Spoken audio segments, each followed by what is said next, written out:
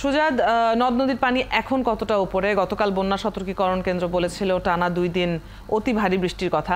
বৃষ্টি কি সেভাবে হচ্ছে কিনা এবং নতুন করে কোনো এলাকায় পানি কি ঢুকেছে কিনা?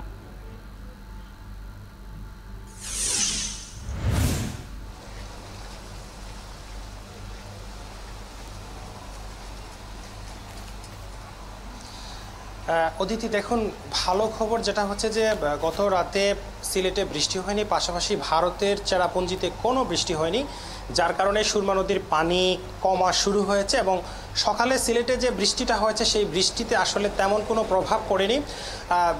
ভোর 6টা থেকে সকাল 10টা পর্যন্ত এখন পর্যন্ত সিলেটের সুরমা নদীর পানি 5 সেন্টিমিটার কমেছে, অর্থাৎ গত 4 ঘন্টায় সুরমা নদীর পানি 5 সেন্টিমিটার কমেছে সিলেট শহরে, যার কারণে সিলেট শহরের বিভিন্ন এলাকার পানি ইতোমধ্যে কমা শুরু হয়েছে। পাশাপাশি সিলেটের সুরমা নদীর পানি কানাইঘাট পয়েন্টে ইতোমধ্যে বিপদসীমার উপরে রয়েছে, তবে গতকাল থেকে অনেকটা পানি কমেছে। এই মুহূর্তে বিপদসীমার 80 সেন্টিমিটার উপরে রয়েছে, অর্থাৎ গত 24 ঘন্টায় সুরমা নদীর পানি কানাইঘাট পয়েন্টে 16 সেন্টিমিটার কমে গিয়েছে। শহরের চিত্রটা যদি এই মুহূর্তে আমি আপনাকে একটু দেখাই, আমি আছি এই মুহূর্তে সিলেটের মাসুদিঘির পার তালতলা এলাকাটিতে।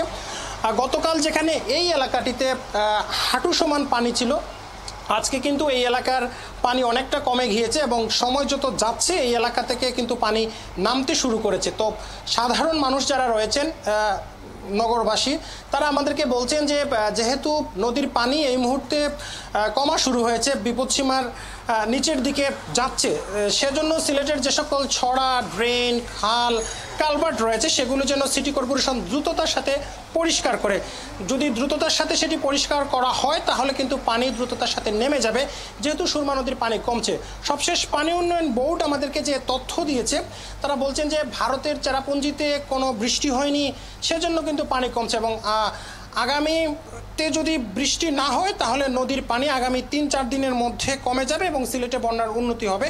তবে আবহাওয়া অফিস বলছে যে এখন পর্যন্ত কিন্তু সিলেটের আকাশে বৃষ্টি রয়েছে এবং যে কোনো সময় এই বৃষ্টি নামতে পারে। তবে সিলেটের বৃষ্টিতে কিন্তু সিলেটের কিছু যায় আসে না যদি ভারতের চেরাপুঞ্জিতে বৃষ্টি না হয়। এই মুহূর্তে আসলে পুরো সিলেট জেলায় কিন্তু বন্যায় আক্রান্ত। জেলা প্রশাসন আমাদেরকে যেটা জানিয়েছেন যে প্রত্যেকটি উপজেলাতে কিন্তু আশ্রয়কেন্দ্র খোলা হয়েছে এবং আশ্রয়কেন্দ্রে মানুষজন আসছেন। পাশাপাশি গোয়াইনঘাট উপজেলাতে আমরা যেটা জেনেছি যে যেহেতু ভারত থেকে যখন ঢল নামে প্রথমেই গোয়াইনঘাট, কোম্পানিগঞ্জ, জৈন্তাপুর এই সকল উপজেলাতে মানুষ ভোগান্তির শিকার হয়, সেজন্য বাড়ি বাড়ি গিয়ে পুলিশ উদ্ধার অভিযান করছে এবং যারা আশ্রয়কেন্দ্রে যেতে চাইছে না তাদেরকে কিন্তু বুঝিয়ে আশ্রয়কেন্দ্রে। সুজাদ, আপনার কাছ থেকে সিলেটের খবর জানছি, আপনি খবর রাখতে থাকুন। এবার চলে যাচ্ছি সুনামগঞ্জে। শামীম, সুনামগঞ্জে নদ নদীর পানি কতটা বেড়েছে এবং বন্যায় কোন এলাকার মানুষ সবচেয়ে বেশি পানিবন্দী হয়েছে? নতুন করে কোনো এলাকা কি প্লাবিত হয়েছে কিনা?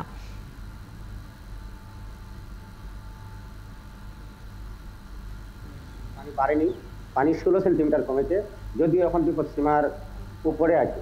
সুনামগঞ্জ পয়েন্টে সকাল 9টা সুরমা নদীর পানি বিপদসীমার 26 সেন্টিমিটার এবং সাতকে 134 সেন্টিমিটার উচ্চতা প্রবাহিত হচ্ছে। এই সময়ে বৃষ্টিপাত হয়েছে 50 মিলিমিটারের কাছাকাছি, যার ফলে সুনামগঞ্জে নদ নদীর পানি কমেছে এবং অন্যান্য অঞ্চলেও কিছু পানি কমেছে। তবে নিম্নাঞ্চল যে এলাকা বলি আমরা, সেখানে এই নদীর পানি চাপ তৈরি করছে। বিশেষ করে হাওড়াঞ্চল যে নদীর পানিতে পরিপূর্ণ হয়ে গেছে, যার ফলে পানি ধারণের জায়গা আর নাই। এখানে যদি এখন নতুন করে বৃষ্টিপাত হয় বা পাহাড়ি ঢল অব্যাহত থাকে তাহলে বন্যা পরিস্থিতির অবনতি হতে পারে।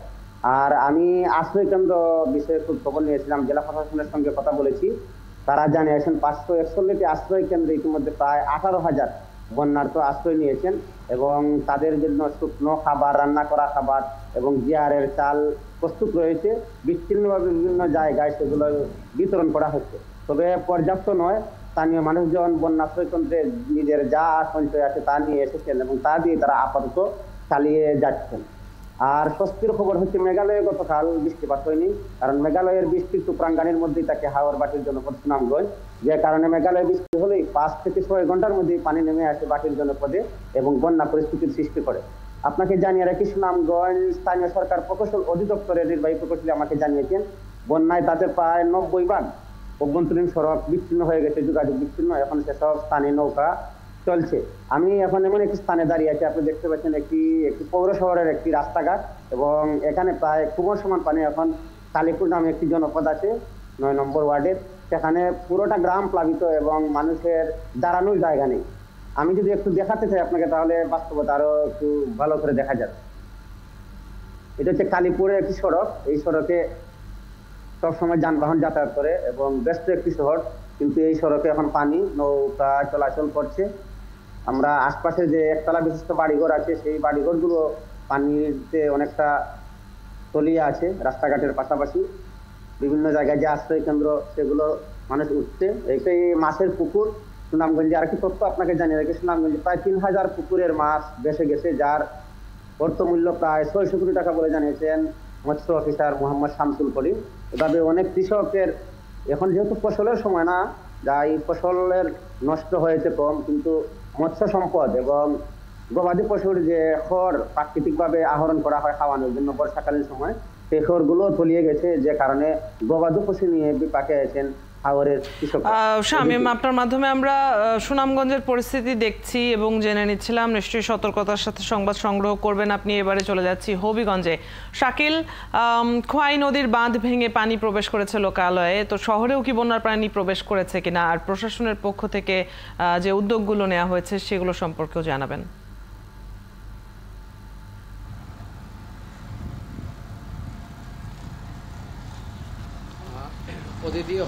গতকাল কিন্তু হবিগঞ্জে খোয়াই নদীর পানি বিপদসীমার উপরে ছিল, যদিও রাতে এবং এখন পর্যন্ত কোনো বৃষ্টি না হওয়ার ফলে পানি বিপদসীমার নিচ দিয়ে প্রবাহিত হচ্ছে এবং হবিগঞ্জের যে কালাডুবা রয়েছে, দুঃখিত, হবিগঞ্জে গরুবাজার থেকে যে একটি রাস্তা রয়েছে, সেই খোয়াই নদীর বাঁধ ভেঙে হাওর এলাকায় পানি প্রবেশ করে।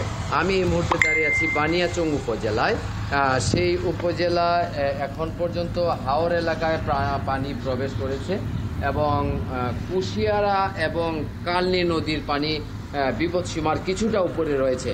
অর্থাৎ যে পানি আছে সেই পানিগুলো ইতিমধ্যে কিন্তু হাওরে প্রবেশ করেছে। এখন পর্যন্ত বড় ধরনের কোনো ধরনের হাওর এলাকার বা হাওরের অংশের যে গ্রামগুলো রয়েছে সেগুলো এখন পর্যন্ত প্লাবিত হয়নি, যার ফলে হাওরের যে পানিটি রয়েছে সেই পানি এখন আছে এবং পানি আস্তে আস্তে বাড়ছে হাওর এলাকায়। নদ নদীর পানি যদিও কমছে। এছাড়া জেলা প্রশাসনের পক্ষ থেকে ইতিমধ্যে 9টি উপজেলায় 88টি আশ্রয়কেন্দ্র খোলা হয়েছে এবং 9টি উপজেলা এবং 6টি পৌরসভার জন্য ইতিমধ্যে 420 মেট্রিক টন চাল বরাদ্দ দেওয়া হয়েছে। এছাড়া নবীগঞ্জ উপজেলা, যেহেতু কুশিয়ারা নদীর পাশেই এই উপজেলাটি, সেই উপজেলার 2টি গ্রামের কিছু পরিবার আশ্রয় কেন্দ্রে তারা আশ্রয় নিয়েছিল, কিন্তু কুশিয়ারা নদীর পানি বাঁধ উপচে যেহেতু ভিতরে প্রবেশ করার ফলেই তারা কিন্তু আশ্রয়কেন্দ্রে নিয়েছিল, কিন্তু বাঁধে যেহেতু পানি আর উপচে ভিতরে প্রবেশ করছে না, ইতিমধ্যে তারা তাদের নিজ নিজ বাড়িতে ফিরে গেছে। অর্থাৎ হাওর এলাকায় পানি বাড়লেও নদ নদীর পানি এখন পর্যন্ত কমছে এবং শহরের এখন পর্যন্ত যে পানি রয়েছে হাওর এলাকার বা শহরতলির যে আশেপাশে, অর্থাৎ জালালাবাদ, নোয়াগাঁও, আনোয়ারপুর এলাকায় যেদিকে বাঁধটি খোয়াই নদীর বাঁধ ভেঙেছিল, সেই বাঁধের পানি হাওরে ঢোকার ফলে কিন্তু শহর কোনো এখন পর্যন্ত ক্ষতিগ্রস্ত হয়নি এবং শহর রক্ষার যে বাঁধগুলো আছে, ইতিমধ্যে পানি উন্নয়ন বোর্ড জানিয়েছে যে শহর রক্ষা বাঁধ কোনো ধরনের হুমকি নেই। অর্থাৎ তারা আশঙ্কা তারা জানিয়েছেন যে যদি উজান থেকে পাহাড়ি ঢল না আসে আর প্রচুর বৃষ্টি না হয়, তা এতে করে শহরবাসীও কোনো আতঙ্কিত হওয়ার কোনো কারণ দেখছেন না এই এখন পর্যন্ত। এছাড়া যদি কোনো ধরনের দুর্যোগ আরও কোনো ধরনের বড় দেখা দেয়, তাহলে তারা সব ধরনের পানি উন্নয়ন বোর্ড সব ধরনের ব্যবস্থা তারা। শাকিল, আপনি সংবাদ সংগ্রহ করছেন, নিশ্চয়ই পরবর্তী সংবাদগুলোতেও কথা হবে। দর্শক, আমাদের সাথে সহকর্মীরা যুক্ত হয়ে সিলেট, সুনামগঞ্জ এবং হবিগঞ্জ থেকে জানিয়ে দিচ্ছিলেন বন্যা পরিস্থিতির খবর।